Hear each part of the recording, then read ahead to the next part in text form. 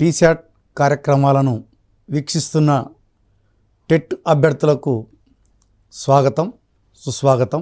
తెలంగాణ ప్రభుత్వం TET notification కూడా విడుదల చేయడం జరిగింది. మరి లక్షల మంది అభ్యర్థులు పోటీ పడుతున్నారు. మరి పోటీలో ఉన్నప్పుడు ఎవరైతే సిస్టమేటిక్గా ఒక ప్రణాళికాబద్ధంగా ప్రిపరేషన్ కొనసాగించినట్లయితే ఖచ్చితంగా టెట్లో మంచి స్కోరు సాధించడానికి అవకాశం ఉంది.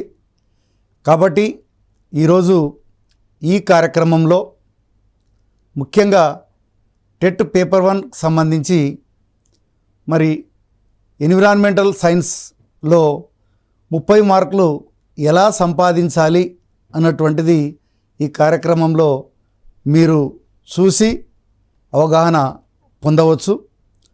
మరి మనకి టెట్కి సంబంధించి మనం చూసినట్లయితే నోటిఫికేషన్లో స్పష్టంగా ఆ యొక్క అర్హతలు ఇవన్నీ కూడా పేర్కొనడం జరిగింది. మరి పేపర్ ఎలా ఉంటుంది అన్నటువంటిది చైల్డ్ డెవలప్మెంట్ అండ్ పెడగాగికి 30 మార్కులు ఉంటాయి. అదేవిధంగా లాంగ్వేజ్ 1కి సంబంధించి అంటే తెలుగు కావచ్చు, హిందీ కావచ్చు, ఉర్దూ కావచ్చు, అంటే మీరు చూజ్ చేసుకున్నటువంటి లాంగ్వేజ్లో మనకి కంటెంట్కి 24 మార్క్స్ ఉంటే మెథడాలజీకి 6 మార్కులు ఉన్నాయి, మొత్తం 30 మార్కులు. అలాగే మనం చూసినట్టయితే లాంగ్వేజ్ 2కి సంబంధించి ఇంగ్లీష్, దీనికి కూడా కంటెంట్కి మనకి ఈ యొక్క 24 మార్క్స్ ఉన్నాయి, మెథడాలజీకి 6 మార్కులు ఉన్నాయి, టోటల్ 30 మార్క్స్. మ్యాథమెటిక్స్ కూడా మనం చూసినట్టయితే 24 మార్క్స్ కంటెంటు, 6 మార్క్స్ మెథడాలజీ, అట్లాగే టోటల్ 30 మార్క్స్. ఎన్విరాన్మెంటల్ సైన్స్కి సంబంధించి కంటెంట్కి 24, 6కి 6 మార్క్స్ మెథడాలజీకి సంబంధించి ఉంటాయి. టోటల్ మనకి 150 మార్క్స్కి పేపర్ ఉండడం అన్నటువంటిది జరుగుతుంది. మనం ఇక్కడ గమనించినట్లయితే ఎన్విరాన్మెంటల్ సైన్స్ అంటే మనకి 2 సబ్జెక్టులు వస్తాయి. ఒకటి సోషల్ స్టడీస్ ఉంటుంది, అట్లాగే జనరల్ సైన్స్ అన్నటువంటిది కూడా ఉంటుంది. కాబట్టి ఇక్కడ మనం గమనించాల్సింది ఏంటంటే ఎన్విరాన్మెంటల్ సైన్స్లో 24 మార్కులు అంటే మనకి 12 మార్కులు సోషల్ స్టడీస్ ఉంటాయి, 12 మార్కులు జనరల్ సైన్స్ నుంచి ఉంటాయి.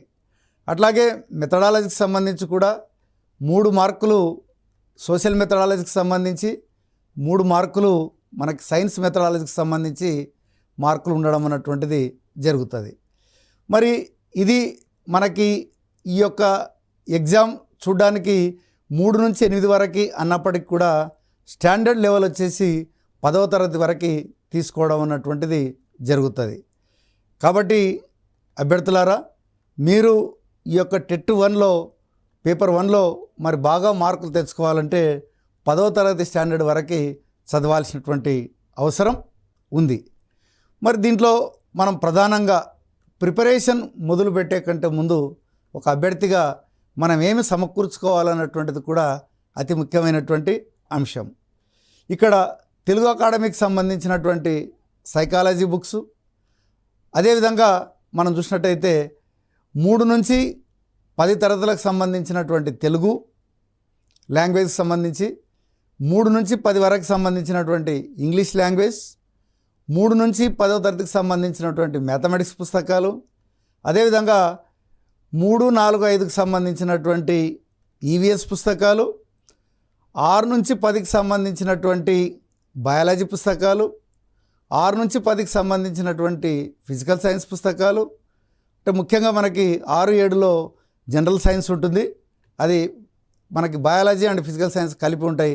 8, 9, 10 ఏమో ఫిజికల్ సైన్సు, 8, 9, 10 బయాలజీ, 6 నుంచి 10 వరకు సోషల్ స్టడీస్కి సంబంధించి మీరు మొట్టమొదట పుస్తకాలు సేకరించి పెట్టుకోవాలి. ప్రధానంగా ఇది అతి ముఖ్యమైనటువంటి అంశం, ఎందుకంటే రీసోర్సెస్ పూలింగ్ అన్నటువంటిది అతి ముఖ్యమైనటువంటి అంశం.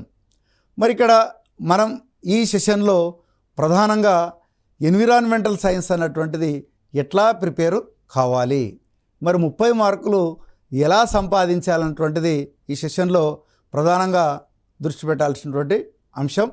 ఇది మనకి 4th క్లాస్లో ఉన్నటువంటి ఒక chapter. History and culture of India, evaluation of man, pre historic period, Indian culture and heritage, civilisation, medieval period culture, ancient monuments, religious movements like Jainism, Buddhism, Bhakti movement, great personalities those who are participated in Indian history and culture, Indian freedom movement and modern India. ఇది మనకి TET సిలబస్లో ఇచ్చినటువంటి syllabus. ప్రధానంగా ఇది social studies related syllabus. మరి చూడ్డానికి ఇది ఒక చాప్టర్ మాదిరే ఉంది, కానీ మరి దీనికి ప్రిపేర్ కావాలి అనుకున్నప్పుడు ఏ రకంగా ప్రిపేర్ కావాలన్నటువంటిది అతి ముఖ్యమైన అంశం. చాలామంది అభ్యర్థులు చేసేటువంటి పొరపాటు ఏంటంటే అన్ని పుస్తకాలు లైన్గా చదువుకుంటూ పోతారు. మరి ఇన్ని రకాలైనటువంటి పుస్తకాలు లైన్గా చదువుకుంటూ పోతే రోజుకో పుస్తకం తిరిగేసినా కూడా మనకి దాదాపు 29-30 పుస్తకాలు అవుతాయి. మరి అలాంటప్పుడు నువ్వు చదివినా కూడా ఎక్కడో నేను ఒకసారి తిరిగేయాలనుకున్నప్పుడు చాలా కష్టంగా అనిపిస్తుంది. అది ప్రిపరేషన్ ప్రణాళికాబద్ధంగా ఉండదు. మరి దీని కొరకు మనం ఏం చేయాలి అన్నటువంటిది ప్రధానమైనటువంటి ఉద్దేశం. అందుకనే మనం మొట్టమొదట చేయాల్సినటువంటి పని ఏంటంటే మనం ఒకటి హారిజాంటల్గా మనం ఏం చేయాలంటే ఒక చిన్న కాలమ్స్ కొట్టుకున్నాల. ముఖ్యంగా మనం చూసినట్టయితే సీరియల్ నంబర్, అదేవిధంగా లెసన్ నేమ్. మనం చూసినట్టయితే ఇక్కడ ఏంటంటే పైన 3rd, 4th, 5th, 6th, 7th, 8th, 9th, 10th అని ఇక్కడ మనం పైన రాసుకోవాలి. రాసుకొని సైడ్కి మనం ఏం చేయాలంటే లెసన్ పేరు రాయాలి. లెసన్ పేరు రాసుకొని మనము ఆ లెసన్కి సంబంధించి 6వ తరగతిలో ఏ చాప్టర్లో కవర్ అయింది, 7వ తరగతిలో ఏ చాప్టర్లో కవర్ అయింది, 8లో ఎక్కడ కవర్ అయింది, 9లో ఎక్కడ కవర్ అయింది, 10లో ఎక్కడ కవర్ అయింది అన్నటువంటిది మీరు టెట్లో ఇచ్చినటువంటి సిలబస్నంతా కూడా ఈ రకమైనటువంటి విభజన చేసుకున్నట్లయితే మీరు ఒక కాన్సెప్ట్ని ఎంత డెప్త్ వరకు చదవాలి అంటే 10th క్లాస్ డెప్త్ అని అన్నారు, ఇప్పుడు స్టాండర్డ్ అని అన్నారు. కాబట్టి 10th క్లాస్ వరకు ఈ కాన్సెప్టు ఎంత విస్తృతంగా చర్చించినారన్నటువంటిది నీకు పూర్తి అవగాహన రావడానికి అవకాశం ఉంది. ఇక మళ్ళీ దాన్ని మనం చదవాల్సినటువంటి అవసరం ఉండదు. కాబట్టి ఒక్కసారి నేను ఉదాహరణకి మీకు చెప్తాను చూడండి. ఇప్పుడు ఇండియన్ హిస్టరీ అండ్ కల్చర్ అన్నటువంటిది ఆ ఒక్క చాప్టర్ ఇప్పుడు ఇందాక మనం మాట్లాడుకున్నటువంటి చూసినట్టయితే మరి ఈ పాఠము 6 నుంచి 10 వరకు ఏ చాప్టర్లలో కవర్ అయింది అన్నటువంటిది ఒకసారి గమనిద్దాం. 6వ తరగతిలో 19వ లెసన్లో language, writing and great books అన్నటువంటి చాప్టర్ కింద మనకి ఈ యొక్క రైటింగ్ అండ్ స్క్రిప్ట్ అంటే స్క్రిప్ట్ అన్నటువంటిది ఎట్లా ఎవాల్వ్ అయింది అన్నటువంటిది అక్కడ చర్చించినాం. అట్లాగే వేదాస్కి సంబంధించినటువంటివి అంటే 4 వేదాలు ఉన్నాయి కదా, దానికి సంబంధించినటువంటివి. అదేవిధంగా the great epics Ramayana and the Mahabharata అన్నటువంటివి. అదేవిధంగా మనం చూసినట్టయితే జాతక స్టోరీస్ అని, Sangam literature, books on medicine and surgery, books on astronomy and mathematics, Sanskrit literature. అంటే లాంగ్వేజ్ అన్నటువంటి రైటింగ్ కింద అంటే కల్చర్ అన్నటువంటి కింద మనం ఏం చేయాలంటే వీటిని కూడా మనం ప్రిపేర్ కావాల్సినటువంటి అవసరం ఉంది. అట్లాగే స్కల్ప్చర్స్ అండ్ బిల్డింగ్స్ అన్నటువంటిది 20th చాప్టర్ ఉంది. ఇక్కడ మనం ప్రధానంగా చూసినట్లయితే ఇక్కడ మనం Harappan cities, the first cities of the subcontinent, features of the cities, change in livelihood, sculpture after Indus valley civilisation, Buddhist stupas and viharas, rock cut chaityas and early temples. అంటే ఈ చాప్టర్ ప్రధానంగా మనం చూసినట్టయితే ఏంటంటే మనం ఒకసారి ముందు దాంట్లోకి వెళ్తే ఇది ప్రధానంగా మనం చూసినట్టయితే evaluation of man, pre historic period అన్నటువంటిది ఒకసారి అంటే మానవ పరిణామ క్రమం ఏ రకంగా జరిగింది, అదేవిధంగా ఈ యొక్క ప్రీ హిస్టారిక్ పీరియడ్ అంటే మనకి చరిత్ర మొదలు కాకముందు ఏం జరిగింది అన్నటువంటిది ప్రధానంగా ఈ యొక్క మనకి ఈ నాగరికతలకు సంబంధించి మనం తెలుసుకోవడానికి అవకాశం ఉంది. కాబట్టి ఇక్కడ మనం ఏం చేయాలంటే, మనం చూసినట్టయితే ఏంటంటే మానవ పరిణామ క్రమం అన్నటువంటిది చదివిన తర్వాత దానికి తర్వాత మనకేందంటే సింధు నాగరికతకు సంబంధించినటువంటిది చదవాల్సినటువంటి అవసరం ఉంది. అంటే సింధు నాగరికత అన్నటువంటిది ఎప్పుడు మొదలైంది, ఎక్కడ మొదలైంది, అసలు దీనికి సింధు నాగరికత అన్నటువంటి పేరు ఎలా వచ్చింది, మరి ఆ కాలంలో ఉన్నటువంటి సిస్టమేటిక్ సంబంధించినటువంటి నగరాల నిర్మాణాలు ఎట్లా ఉంటాయి, ఆ నాగరికత ఎందుకు అంతమైంది, ఇవన్నీ కూడా మనం ఈ యొక్క నాగరికత కింద తెలుసుకోవాలి. అట్లాగే దాని తర్వాత వచ్చినటువంటి ఆర్యుల నాగరికత ఏ రకంగా ఉంది అంటే, ఆర్యులకు సంబంధించి మరి వాళ్ళు పెట్టుకున్నటువంటి ఆచారాలు ఏంటివి, వాళ్ళ ఆచారాలకు ఏదైతే ఎక్కువగా ఉండడం వల్ల మరి వాటిని నిరసించి పుట్టుకొచ్చినటువంటి జైనిజం, బౌద్ధిజం అన్నటువంటిది ఏ రకంగా ఎవాల్వ్ అయింది అన్నటువంటివి ఈ యొక్క ఇక్కడ మనం చదవాల్సినటువంటి అవసరం ఉంది. అదేవిధంగా మనం చూసినట్టయితే 7th క్లాస్లో ఇదే చాప్టర్కి సంబంధించి న్యూ కింగ్స్ అండ్ కింగ్డమ్స్ అన్నటువంటిది 11th చాప్టర్ ఉంది. దాంట్లో ముఖ్యంగా ఈ యొక్క రాజ్యాలు ఎట్లా ఏర్పడినాయన్నటువంటిది, మరి ఆయా రాజ్యాల కాలంలో పరిపాలనా విధానం ఎట్లా ఉంది అన్నటువంటిది ఇక్కడ ప్రధానంగా దీంట్లో చర్చించడం అన్నటువంటిది జరిగింది. అదే 7th క్లాస్లోనే మనకి 12th లెసన్లో ముఖ్యంగా కాకతీయాస్, అంటే మనం 4th క్లాస్లో కాకతీయాల్లో ప్రధానంగా మనం ఏం చేసినామంటే రుద్రమదేవి గురించి తెలుసుకోవడం అన్నటువంటిది జరిగింది. కాబట్టి ఇక్కడ కాకతీయుల గురించి కొంత బ్రీఫ్గా తెలుసుకుంటూనే రుద్రమదేవి గురించి కొంచెం డీటెయిల్గా మాట్లాడుకోవాల్సినటువంటి అవసరం ఉంది. అదేవిధంగా కాకతీయ సామ్రాజ్యం ఎట్లా అంతమైందన్నటువంటిది కూడా మీరు తెలుసుకోవాల్సినటువంటి అవసరం ఉంది. అదే 13th చాప్టర్లో మనం ఏం చేసినామంటే ద కింగ్స్ ఆఫ్ విజయనగర అన్నటువంటిది చాప్టర్ ఉంది. దీంట్లో ప్రధానంగా మనం 4th క్లాస్లో శ్రీకృష్ణదేవరాయల గురించి ప్రధానంగా చర్చించడం అన్నటువంటిది జరిగింది. కాబట్టి మీరు ఇక్కడ కూడా ఏంటంటే శ్రీకృష్ణదేవరాయల గురించి చాలా డీటెయిల్గా మనం ఈ చాప్టర్లో చర్చించడం జరిగింది. కాబట్టి అది ఒకటి చూసుకోవాలి. ముఖ్యంగా కుతుబ్ షాహీల గురించి కూడా మనకు అక్కడ రావడం జరిగింది. కాబట్టి మరి వాళ్ళు గోల్కొండని ఎప్పటి నుంచి ఎప్పటి వరకు పరిపాలన చేసినారు, వాళ్ళ కాలంలో కట్టినటువంటి కట్టడాలు అవి, వాళ్ళ నిర్మాణ శైలి ఏ రకంగా ఉంది అన్నటువంటిది కూడా ఇది మనకి తెలుసుకోవాల్సినటువంటి అవసరం ఉంది. ఇది ముఖ్యంగా మధ్య భారతదేశ చరిత్రకు సంబంధించి మనం ఇక్కడ చూసుకోవచ్చు. అదేవిధంగా మొఘల్ ఎంపైర్స్, ఇది కూడా మనం ఈ యొక్క మధ్య భారతదేశ చరిత్రకు సంబంధించి the Mughal empires in the 17th century and thereafter అన్నటువంటిది ఉంది. ముఖ్యంగా మనం 4th క్లాస్లో అక్బర్ పరిపాలనా విధానం గురించి చర్చించడం అన్నటువంటిది జరిగింది. కాబట్టి ఇక్కడ మిగతా రాజుల మీద తక్కువ ఫోకస్ పెట్టి ముఖ్యంగా అక్బర్ మీద డీటెయిల్గా తెలుసుకున్నటువంటి ప్రయత్నం చేయాలి.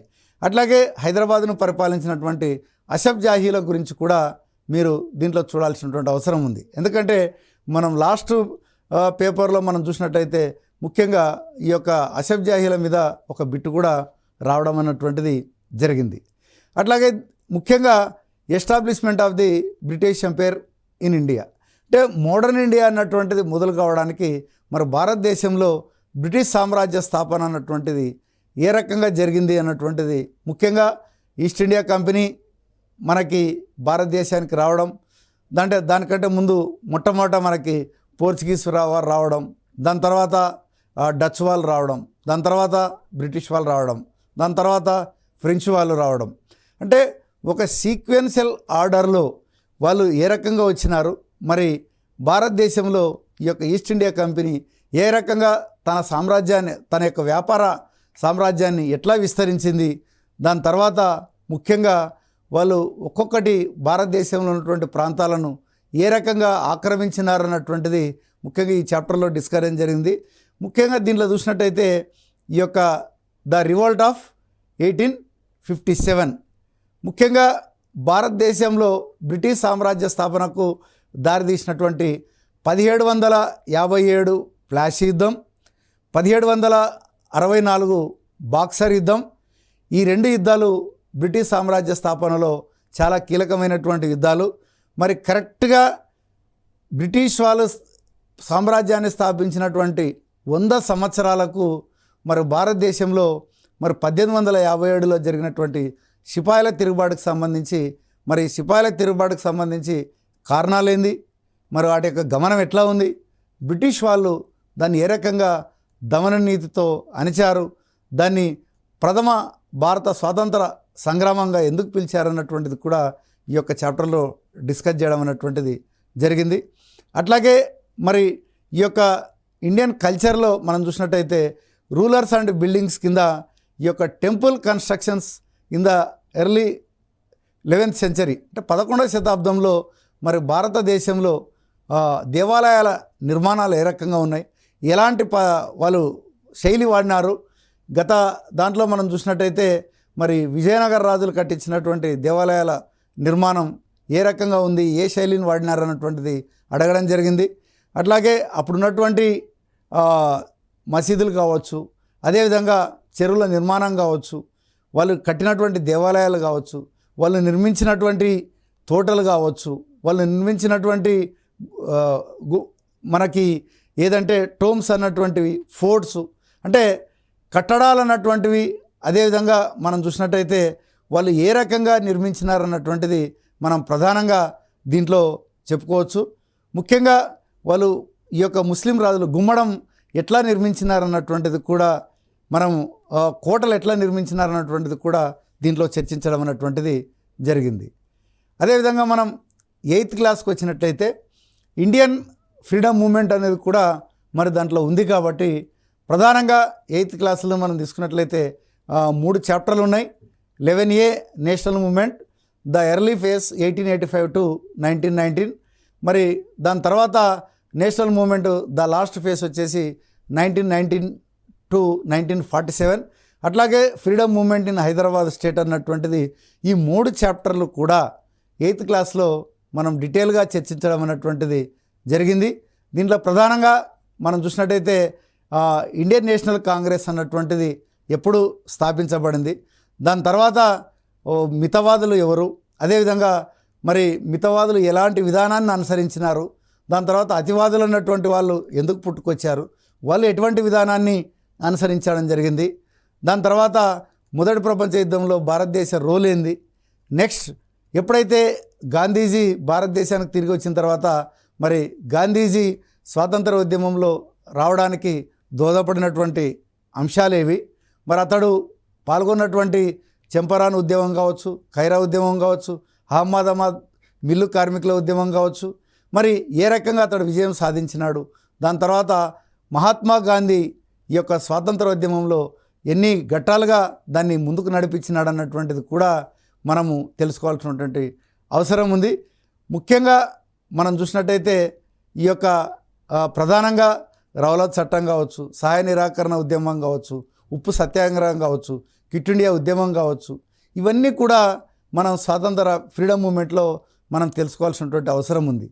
ముఖ్యంగా ఈ ఫ్రీడమ్ మూమెంట్ మీరు చదివేటప్పుడు ప్రధానంగా 10th క్లాస్లో కూడా మనకి 14th lesson national movement of in India partition and independence 1939 to 1947 అంటే ముఖ్యంగా రెండవ ప్రపంచ యుద్ధ కాలంలో భారతదేశంలో స్వాతంత్రోద్యమ పరిస్థితి ఎట్లా ఉందన్నటువంటిది కూడా ఈ యొక్క లెసన్లో చర్చించడం అన్నటువంటిది జరిగింది. ముఖ్యంగా ముస్లిం లీగ్ పాత్ర ఏంది, కాంగ్రెస్ యొక్క పాత్ర ఏంది, మరి అదేవిధంగా నేషనల్ మూమెంట్కి సంబంధించి మనం గమనించినట్లయితే ముఖ్యంగా 10వ తరగతిలో కూడా మనకి ఈ యొక్క national movement in India partition and independence 1939-47కి సంబంధించి కూడా మనం ముఖ్యంగా పాకిస్తాన్ రెజల్యూషన్ అంటే ఏమి మనం చూసినట్టయితే ఏంటంటే పాకిస్తాన్ కొరకు మరి ముస్లిం లీగ్ ఏ రకంగా రెజల్యూషన్ చేసింది, మరి ముస్లిం లీగ్ దాని కొరకు ఎటువంటి కార్యక్రమాలు తీసుకునింది, ముఖ్యంగా మనం చూసినట్టయితే ప్రత్యక్ష కార్యాచరణ దినంగా మరి ప్రకటించడం, అదేవిధంగా మనం చూసినట్టయితే భారతదేశ విభజన తర్వాత మరి ప్రజలు ఏ రకమైనటువంటి ప్రాబ్లమ్స్ ఎదుర్కొన్నారు, ఇక్కడ ఉన్నటువంటి ముస్లిమ్స్ అక్కడికి వెళ్ళడం, అక్కడ ఉన్నటువంటి హిందువులు భారతదేశానికి రావడం, ఇవన్నీ కూడా మనం 10వ తరగతిలో మరి చర్చించడం జరిగింది. అట్లాగే పార్టీషన్ చేసిన తర్వాత ముఖ్యంగా కొన్ని స్వదేశీ సంస్థానాలు భారతదేశంలో విలీనం కాలేదు, మరి ఆ విలీనంలో సర్దార్ వల్లభాయ్ పటేల్ ఏ రకంగా ప్రయత్నం చేసినాడు అన్నటువంటిది కూడా మనం ఈ యొక్క 14th చాప్టర్లో చివరంశంగా మనం చర్చించడం అన్నటువంటిది జరిగింది. కాబట్టి మనకి భారతదేశ స్వాతంత్రోద్యమంలో ప్రధానంగా మనం చూసుకున్నట్లయితే 8th క్లాస్లో మనం చర్చించినటువంటి ఈ 2 చాప్టర్లు కూడా మనం ఏం చేయాలంటే ఇక్కడ 10th క్లాస్ చాప్టర్కి మనం అనుసంధానం చేసుకోవాల్సినటువంటి అవసరం ఉంది. అదేవిధంగా freedom movement in Hyderabad state అయితే మనం చూసినట్టయితే ఇది పర్టికులర్గా మనం ఈ చాప్టర్లోనే డిస్కస్ చేయడం అన్నటువంటిది జరిగింది. ముఖ్యంగా చూసినట్టయితే ద తెలంగాణ ఆర్మడ్ స్ట్రగుల్ అన్నటువంటి తెలంగాణ సాయుధ పోరాటం, మరి తెలంగాణలో ఈ యొక్క రైతాంగ పోరాటం ఏ రకంగా చేసినారు, దాంట్లో ఎవరెవరు పాల్గొన్నారు అన్నటువంటిది మనము ఈ యొక్క ఈ పాఠంలో డిస్కస్ చేయడం జరిగింది. అట్లాగే హైదరాబాద్ స్టేట్ అన్నటువంటిది మరి భారతదేశంలో ఏ రకంగా విలీనమైంది అన్నటువంటిది కూడా మనకి చాలా స్పష్టంగా ఈ పాఠంలో మనం డిస్కస్ చేయడం అన్నటువంటిది జరిగింది. కాబట్టి మీరు ఈ యొక్క ఏది ఫ్రీడమ్ మూమెంట్ గురించి చర్చించేటప్పుడు ముఖ్యంగా ఈ పాఠాలను లింకప్ చేసుకుంటా మనం చర్చించాల్సినటువంటి అవసరం ఉంది.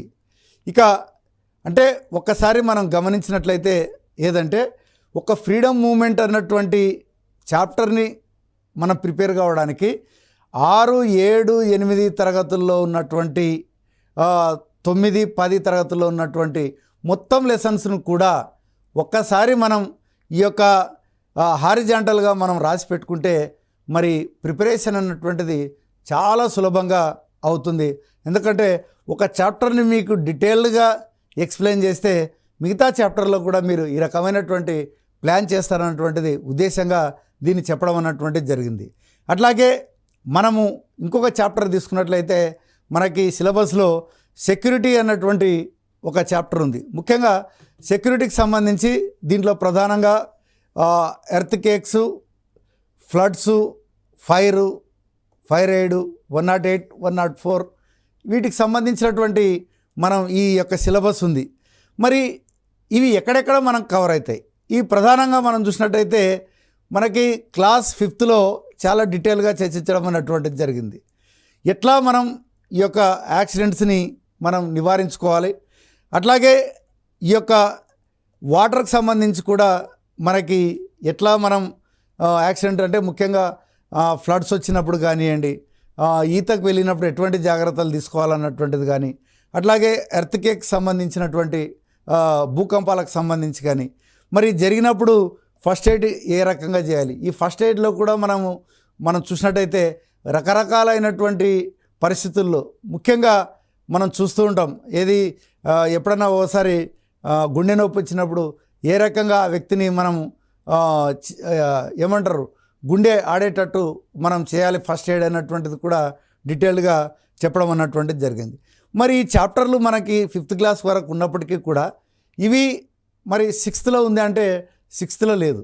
ఒక 7th క్లాస్లో మాత్రం ఏముందంటే అక్కడ ప్రధానంగా మనం ఫ్లడ్స్ గురించి చర్చించడం అన్నటువంటిది జరిగింది. అంటే ఫ్లడ్స్ రాకుండా ఏం చేయాలి, ఫ్లడ్స్ వచ్చినటువంటి సమయంలో ప్రజలు ఎలాంటి జాగ్రత్తలు తీసుకోవాలి, అదేవిధంగా మరి ఫ్లడ్స్ తగ్గిపోయిన తర్వాత ప్రజలు ఎలాంటి జాగ్రత్తలు తీసుకోవాలన్నటువంటిది ముఖ్యంగా మనకి 7వ తరగతిలో చర్చించడం అన్నటువంటిది జరిగింది.